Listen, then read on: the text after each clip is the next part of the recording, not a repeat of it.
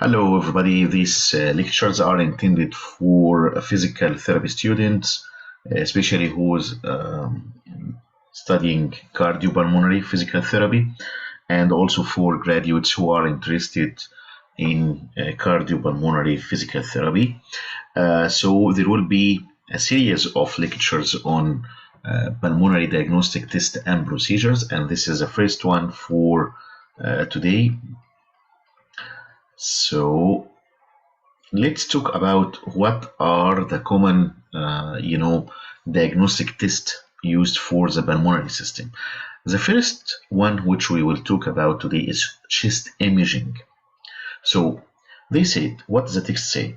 Largely as a result of new technologies, but also because of refinements in older techniques, there are now several imaging options in addition to the standard plain film radiograph. It is certainly beyond the scope of this text to present all the abnormal chest findings identifiable by these imaging techniques. Rather, this information is intended to assist in the development of. Okay, so you know the most oldest one was like plain film, like chest X-ray, but now there are more advanced chest imaging, okay, which are used like CT and MRI and so on. That's why we will be talking about these new techniques. A basic knowledge of how these images are produced and what they display, what is the benefit for physical therapists, can facilitate physician-therapist dialogue and enhance physical therapy treatment planning. So let's start with the chest radiographs. Despite the availability of newer methods in most clinical settings, the standard radiograph, chest X-ray, remains the predominant diagnostic test to determine anatomic abnormalities and pathologic processes within the chest. When the patient goes for the first time, they don't start with the expensive, diagnostic testing like MRI or CT. They start with a fundamental one, with a basic one, which is a chest X-ray. That's why it is still the most common method using for chest radiographs. The newer, more technological advanced imaging techniques are discussed in the chapter 2 in their role to confirm or provide differential diagnostic information that can contribute to information obtained from a chest radiograph. If they look at the chest radiograph, the plain X-ray or chest X-ray, and they suspect any abnormality, what will be the next step? Like ordering more sophisticated, chest radiographs to confirm or see if there is actually any abnormality which would not be very visible on chest X-ray. The standard upright views of chest are made when the patient is typically placed between an X-ray source and a cassette, figure 12.1, like this one.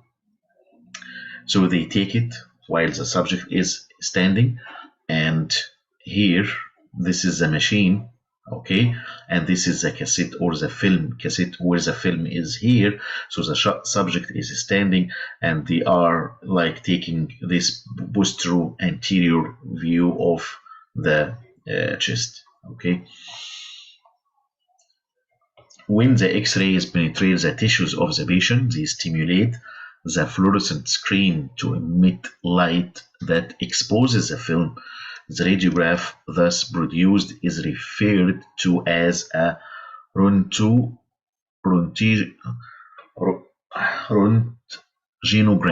named after Wilhelm Conrad Röntgen, who received the first Nobel Prize for Physics in 1901 for his work in defining the major properties of X-rays and the conditions necessary for their production.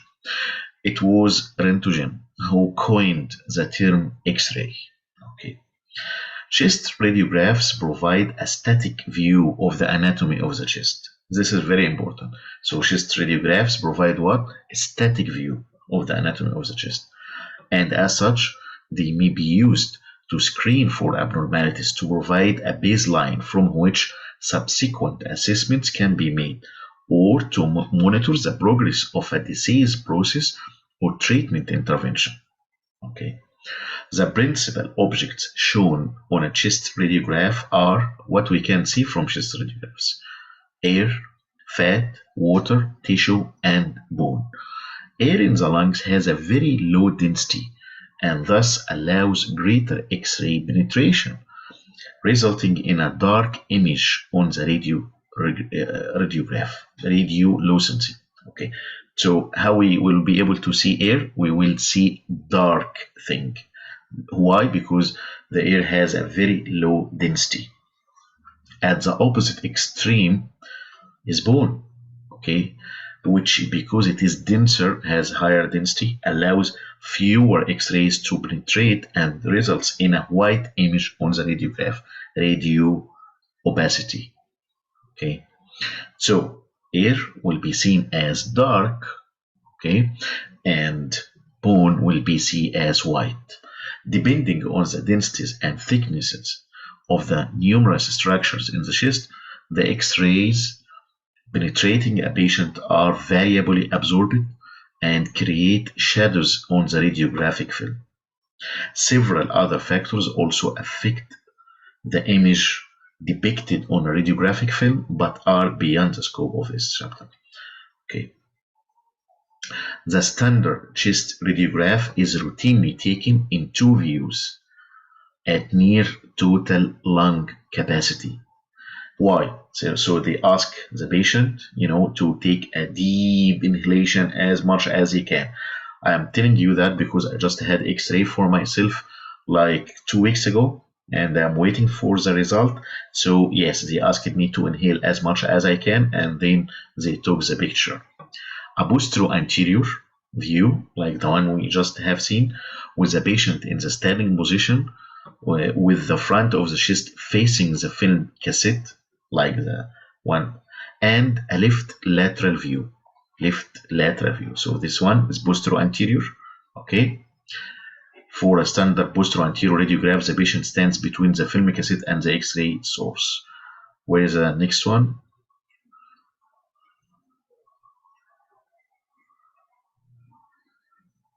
And no, this is not. Okay, we'll see later.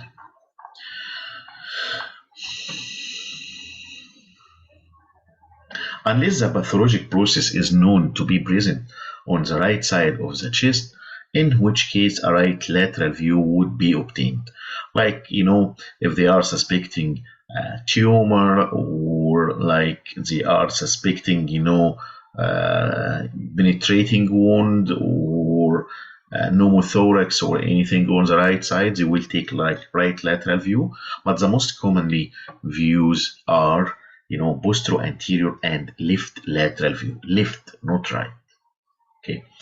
The lateral view is extremely helpful in localizing the position of an abnormality, because in the postero-anterior view, the upper and middle lobes of the lung overrides portions of the lower lobe.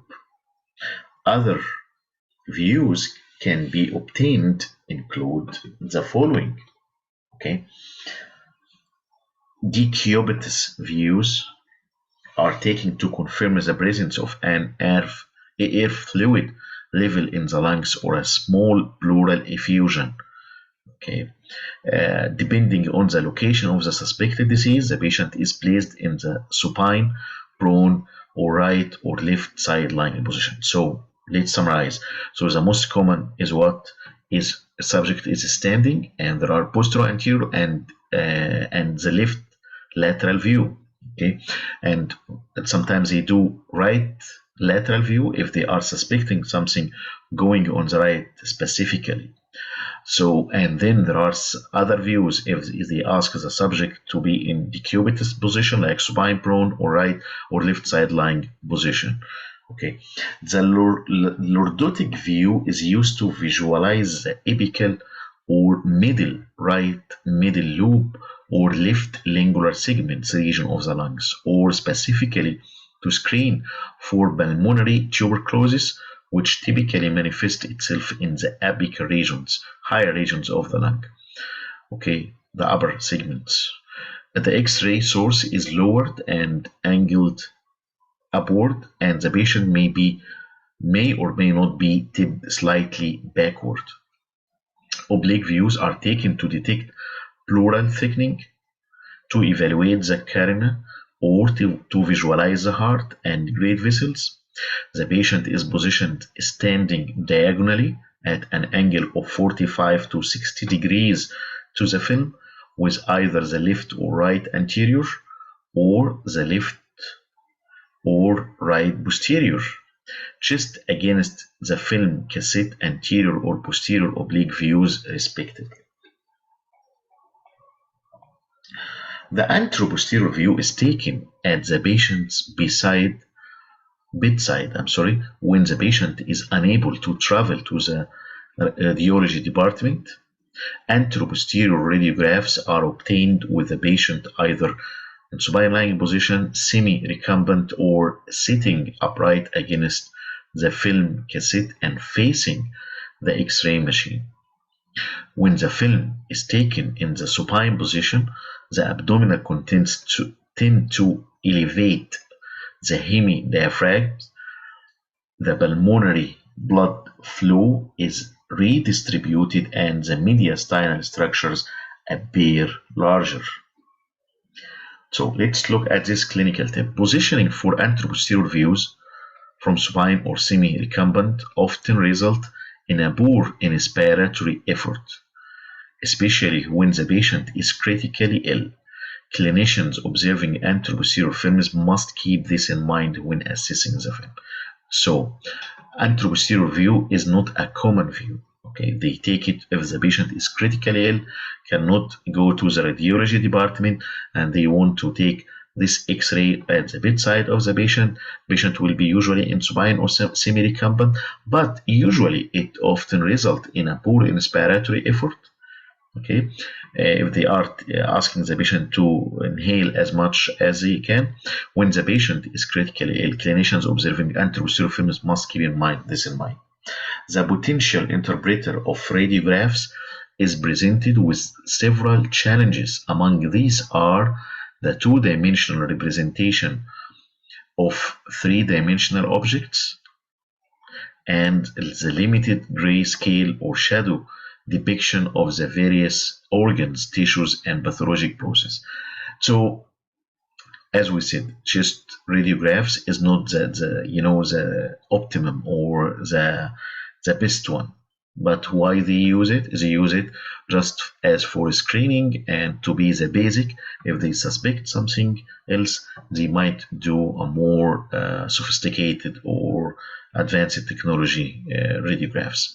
Although it may be more likely that the clinician will have access to a radiologist report rather than the actual radiograph, many clinical settings offer the therapist direct access to a patient's chest radiographs, and with the electronic medical records, chest X-rays are now readily accessible in the chart.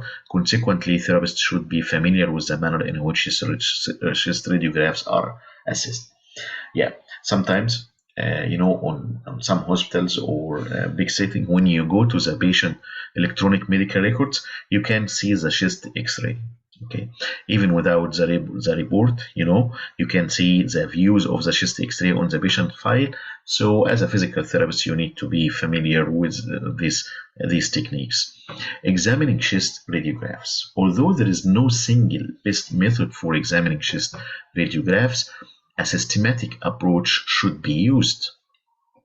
One approach entails starting at the center of the film and working outward towards the soft tissues. So we start at the center of the film and going out or working outwards towards soft tissues. Another method involves starting with an examination of the bones and soft tissues, including the abdomen, the mediastinum, from the larynx to the abdomen and the cardiovascular system, the hyla, and finally the lung fields themselves. Independent of the method of examination, so there are several ways, but there is no best way to examine the chest radiograph. Okay, so independent of the method of the examination or whatever the method we using, the mediastinum and hyla are typically assessed for abnormal vasculature or mass lesions like tumors, like anything. The heart for changes in shape, like cardiomegaly or something like that, or position, and the lungs for abnormal increased density or lucency. By convention, frontal chest radiograph should be viewed as if the patient's right side were on your left side, as if you were facing each other. Okay, so if you are looking, this is a chest radiograph in front of you, and you are looking on the right side of the chest radiograph. Okay, this is the opposite, this is the left, and the left is the right, and so on. Like if the patient is facing you, okay, the lateral chest chest radiograph should be viewed as if the patient's left side were facing you. Okay, the reverse is true for the right lateral view. So for the lateral view, as the lateral side of the patient is facing you, okay, and provides a systematic approach to assessment. Assessing the portable chest radiographs, systematic approach is essential for interpreting the portable chest radiographs.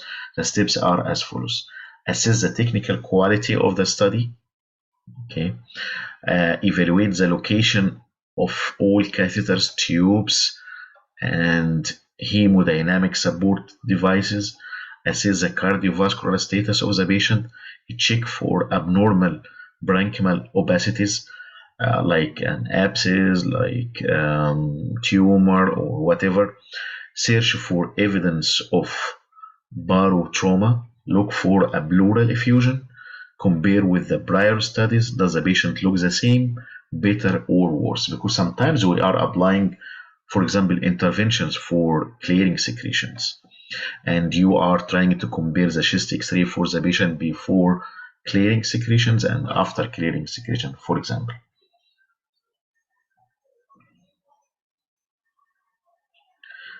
Okay. So this is, what is that?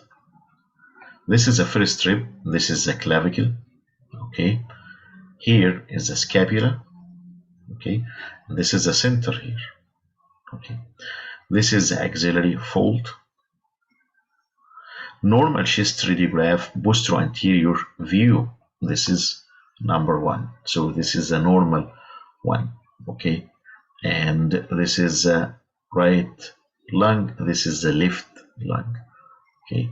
See, and this is the heart over here. Heart. And here B, same radiograph as in A with the normal anatomic structures labeled or numbered. Number one is the trachea. Number one is the trachea over here. Okay. Number two is the right mainstem bronchus. We know that that the pulmonary system is you have several branches. So this is a trachea, number one. Number two is what? Right main bronchus. Right. Why? Because it's going to the right lung. Okay.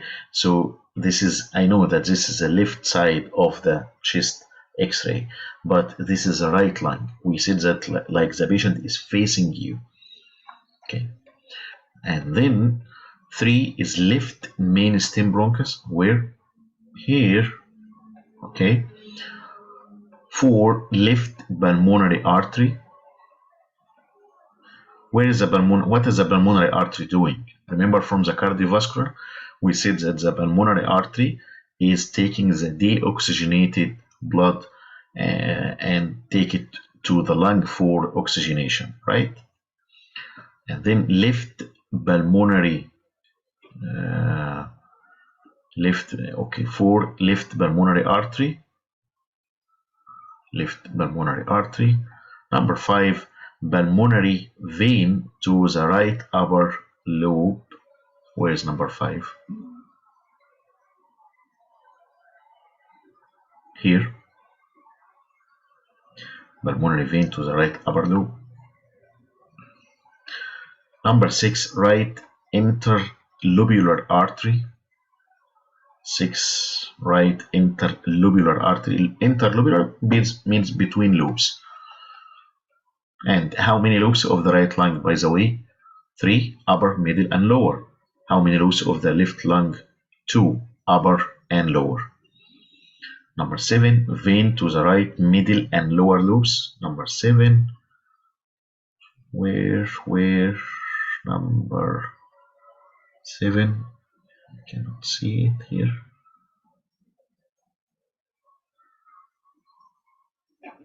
Maybe here, yeah. Okay, number 7 is what? Is vein to the right, middle, and lower lobes. Number A is the aortic knob. Aortic knob for the aorta. Okay. Number 9 is the superior vena cava, taking the venous return back to the right side of the heart. And I would like also to see the lateral view. So this is a normal chest radiograph lateral view, okay, and the same radiograph as in A with the normal anatomic structures. So here, number 1 is the trachea, number 2 is the right intermediate bronchus, number 3 is the left upper bronchus, number 4 is the right upper lobe bronchus, number 5 is the left interlobular artery. See, it looks like the lateral view is more complicated or more difficult. Number 6 is the right interlobular artery. Number 7 is the junction of the pulmonary veins. Number 8 is the aortic arch. Number 9 is the brachiocephalic vessels. And here also you can see the sternum. This is the manubrium sterni, and this is the body of the sternum, okay? And this is the hemidiaphragm here. And this is the vertebrae. In the body systems approach to examining the chest radiographs, the overall adequacy of the image should first be addressed. The optimal radiograph should be taken with the patient holding a deep inspiration. So I'm asking the patient to take as deep inspiration as he or she can and hold it. Furthermore, the entire chest should be visible on the radiograph. Then the following should be considered into. So I see the whole chest, take an idea if there is a shadow for anything, if there is any abnormality shown, and then specifically I go for the following: bones and soft tissues, the size of the bone, the shape and symmetry of the bony thorax should be considered.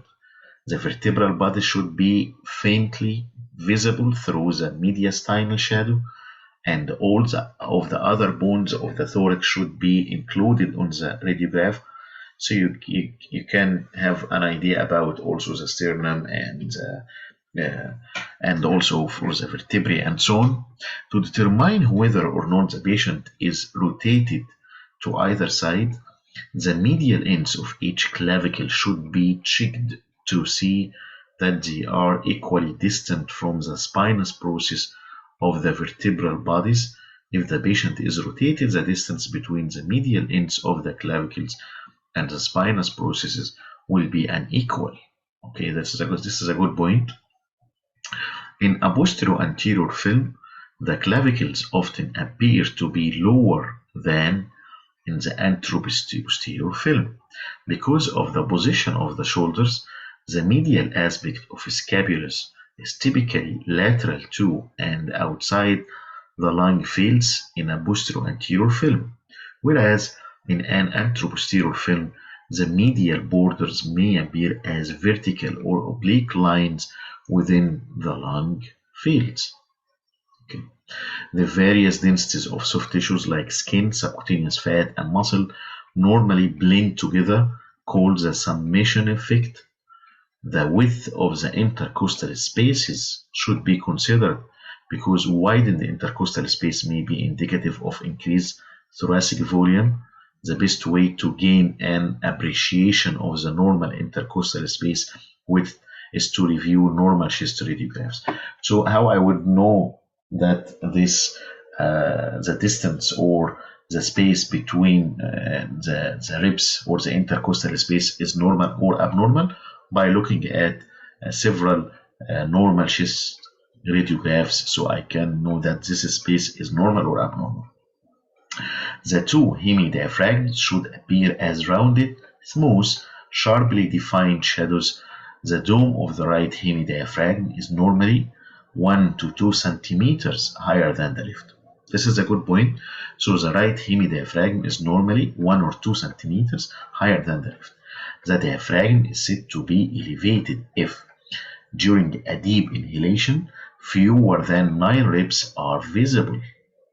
Okay, above the level of the domes, depressed if more than 10 ribs are visible. So the diaphragm, it goes down with inspiration and goes back up with exhalation. But the position of the diaphragm also should be noted. Okay, if it is this is a normal position, or if it is elevated position, or if it is depressed position, depending on the number of ribs you can see visible on the chest radiograph. Some common reasons why there is an increased elevation on the right side include diaphragmatic injury during coronary artery bypass graft surgery, liver mass or liver failure, right lower lobe atelectasis, where the hemidiaphragms meet the chest wall at their lateral aspects, the costophrenic angles are formed. Okay.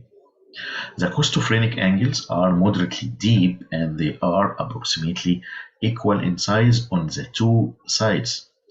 Opacification of the costophrenic angle is indicative of either pleural thickening, if the change has occurred over many months or years, or pleural effusion. There is a fluid or thickening of the pleura, and you know that the pleura is composed of two layers, visceral and parietal pleura.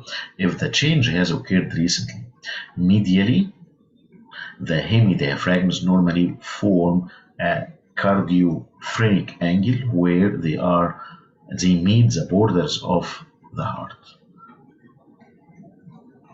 Okay. This is posterior-anterior upright inspiration. This is anteroposterior supine expiration. Summation of the effects of the position, projection, and respiration. So it is different factors which show, the opacity or the lucency. A normal posterior-anterior upright chest radiographs with full inspiration. Okay.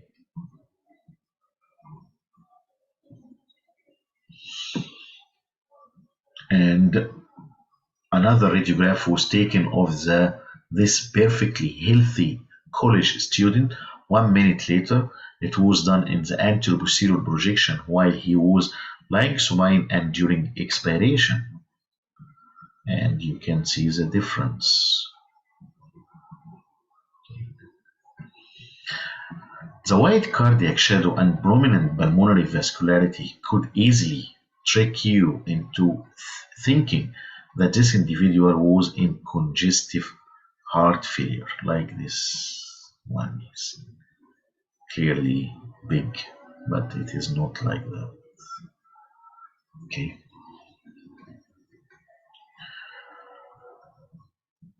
Mediastinum, trachea, and cardiovascular system. The size of the mediastinum varies with body size, ranging from long and narrow in tall, thin persons to short and wide in short, stocky persons. The borders of the mediastinum include the sternum anteriorly, spine posteriorly, clavicles, and diaphragm muscle. The trachea normally appears as a vertical, translucent shadow superimposed on the mediastinal shadow in the midline, overlying the cervical vertebrae. In most cases, tracheal deviation from the midline position suggests that the patient is rotated. Okay. However, pathologic conditions can also result in tracheal deviation. For example, large pneumothorax, if there is air within the pleural cavity, can push the trachea toward the contralateral side of the chest. Or a massive atelectasis can pull the trachea towards the ipsilateral side of the chest. Okay, I have a right pneumothorax. So what will be the position of the trachea will be pushed towards the left side. Okay, and then I have atelectasis of the right side. What will be the position of the trachea will be pulled toward the right thorax, okay, or the ipsilateral side towards the atelectasis. Visualization of the tracheal shadow is particularly important if the patient is intubated, like has endotracheal tube in place, because proper positioning of the endotracheal tube is determined by the proximity of its distal end to the tracheal bifurcation. The tip of a properly placed endotracheal tube should be approximately 2 inches above the carina when the patient's head in the neutral position. The heart and blood vessels occupy the lower 2/3 of the mediastinum, giving the mediastinum a characteristic profile. There are 2 distinct curves that should be noted on the right side of the cardiovascular shadow.